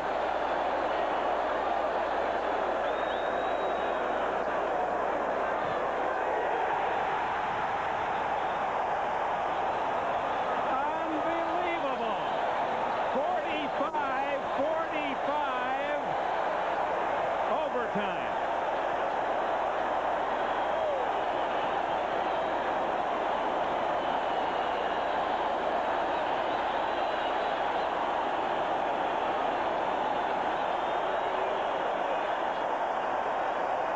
Here's a chance to watch that play develop. O'Brien has to step up into the pocket to get that little bit of extra protection. Zipped it into a slot. There are 2, 4, 5 Dolphins around Wesley Walker, but Wesley Walker has the ball, and he's in the end zone. And we'll return for the overtime after these words. Oh, my, from your local station. Jets, with momentum flowing in their direction, have won the toss, will get the ball first in overtime. This is a game in which you don't want to lead off the overtime period with your defense. I'll tell you, it has not been a day for defenses. You see it here again. A real strike pitched in there, and Walker handling that very hard throw in traffic. That's got to be one of the biggest catches of his career. And how many times have you seen in one game 3 receivers with over 150 yards? Walker has 151 yards and 3 touchdowns, both Cooper and Clayton with over 150 yards. Well, here's what that winning the toss means in overtime. Nothing. Well, it does mean in this case that the Jets, who have suddenly gotten hot on offense, get the first chance against a defense that has not been very spectacular today. I think there is an advantage here for the Jets, but they've got to take advantage of their opportunity.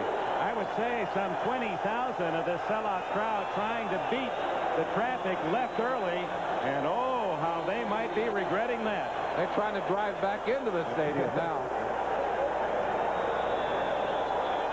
Roves to kick it off. 15-minute sudden death. Safety, field goal, touchdown, it's over. But only 15 minutes. It comes to Michael Harper. Ooh, and he's cracked hard. Fumbles, and who's got it? Miami, if they rule out a fumble. Was he down? We haven't seen a signal from the officials. If it's a fumble, it'll be the 4th. No, they're motioning Jets ball. Marino thought it was his, and very nearly was. Go back and take a quick peek at it. Traffic right there. The shot to the ball. Woody Bennett. Oh, that was a fumble. It was a fumble, and unless the Jets get it off, they're going to vibrate. Let's see what we can see with this one. Legs going down. Matter now. They get a play off.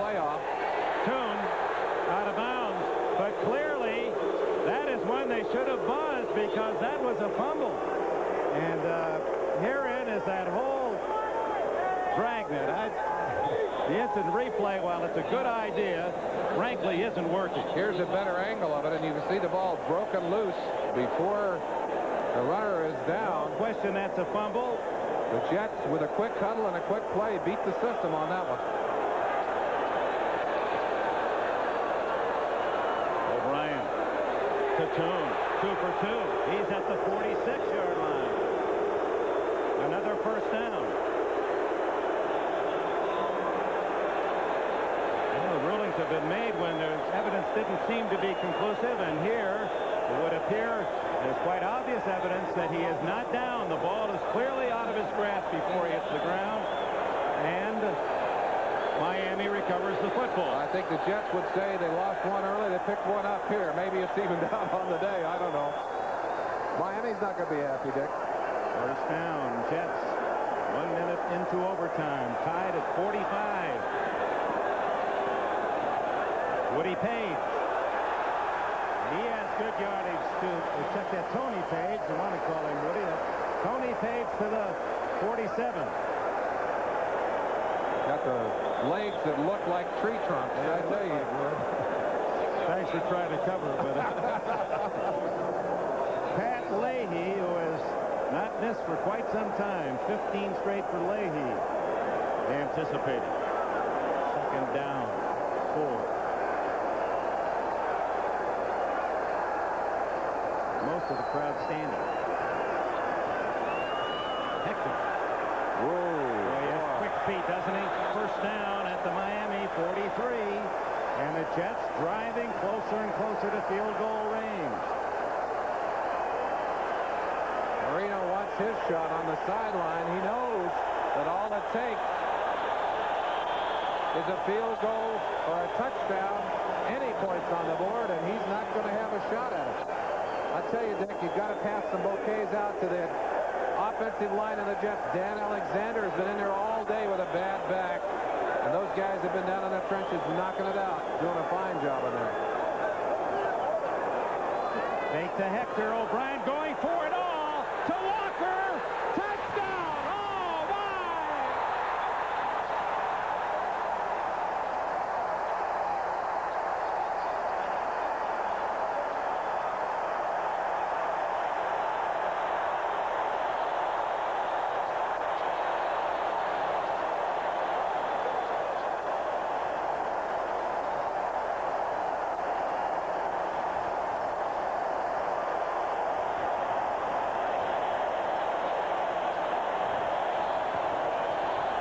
Ladies and gentlemen, you've seen one of the greatest games in NFL history. In overtime, 51-45, the Jets have beaten Miami when the Jets scored on a 20-yard pass to tie the game in the final seconds of the game. And O'Brien then hit the star of the game, Wesley Walker, 4th touchdown catch. As Walker, a field day, 4 touchdowns and some 200 yards in receptions.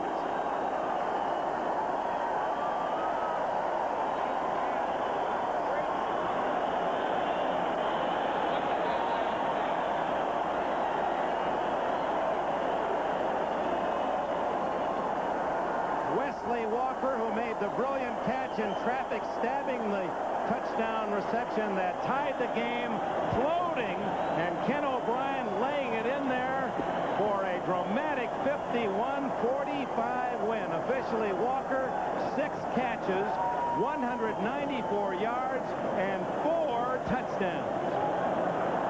And in overtime, 51-45.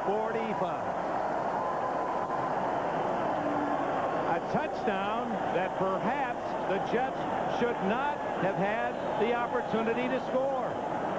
For on the kickoff return to start overtime, it appeared very clearly that the Jets had fumbled it. Michael Harper, number 84. Watch him closely. Harper up inside.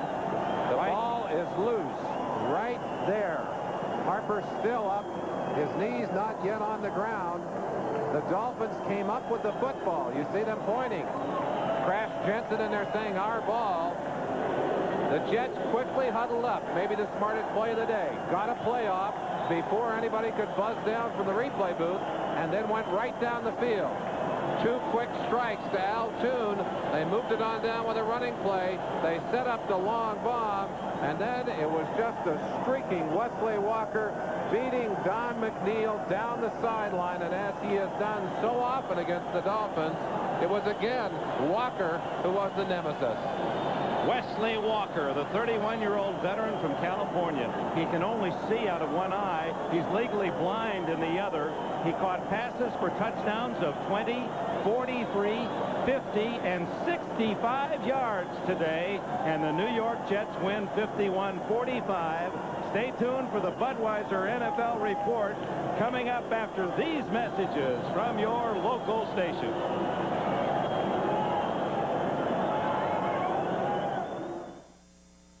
I think television's potential has perhaps been realized to a tip of an iceberg. And what needs to be done is to take all those frustrated great script writers and programmers and producers and give them greater elbow room, which all spells greater respect for the limitless potential of the American people to raise their expectations and demand a higher quality TV. A promotional fee has been paid to NBC by United Airlines, serving 13 cities in Asia and the Pacific. United, a fresh breeze across the Pacific. Anything good on after the game Sundays? Oh, right. Our House tonight at 7, 6 Central and Mountain. Niagara Therapy Corporation welcomes you to the wonderful world of well-being.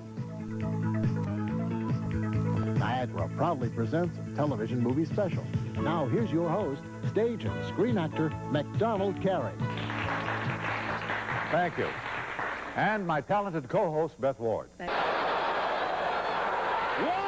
touchdown! Oh, my! Fake to Hector. O'Brien going for it all. To Walker. Touchdown! Oh, my! Oh, my, indeed. This is the Budweiser NFL Report, brought to you by Budweiser, Beechwood Age for that clean, crisp taste.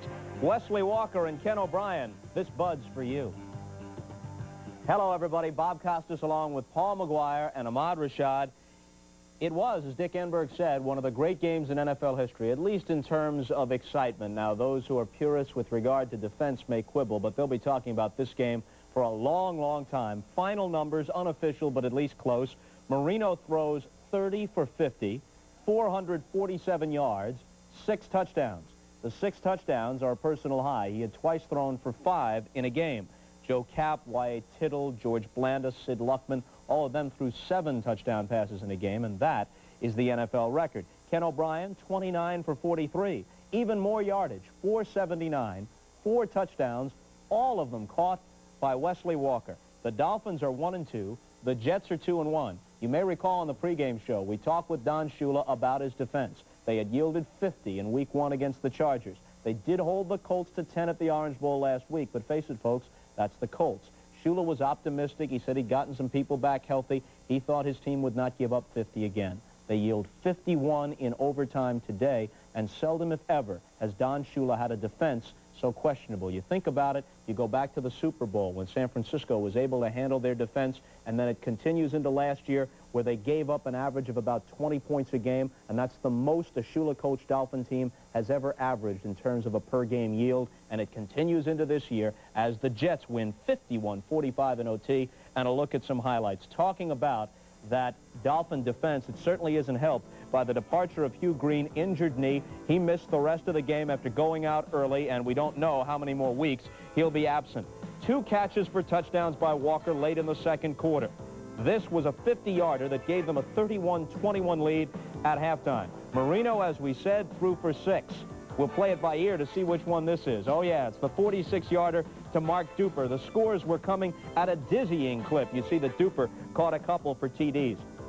Now, Wesley Walker almost was a GOAT. What an irony. He catches this pass in the fourth quarter and fumbles. Jackie Shipp recovers, and it leads to TD pass number 6.